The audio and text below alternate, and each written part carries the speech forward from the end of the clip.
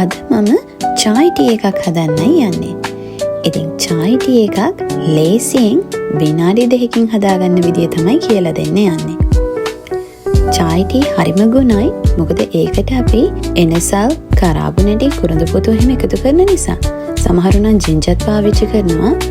ඒ වුණාට මං අද මේ චායි ටී එකට ජින්ජර් පාවිච්චි කරන්නේ නැහැ.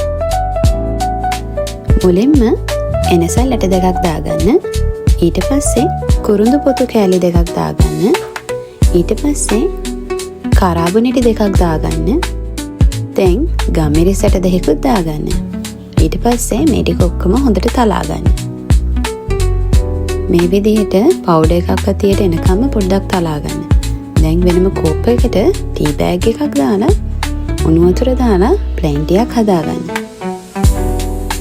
ඊට පස්සේ මේ අපි කොටාගත්ත ස්පයිසස් ටික මේ තේකට එකතු කරනවා. දැන් විනාඩි 2ක් විතර ඔහොමම තේක තියලා රත් කරගත්ත කිරි ටිකක් ඒකට එකතු කරන්න. ඊට පස්සෙත් ඒක පෙරා ගන්න. මොකද නැත්තම් මේ කැලි හැපෙනවනේ.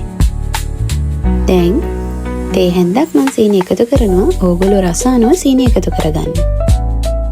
ඔන්න අපේ චායි ටී එක රෙඩි.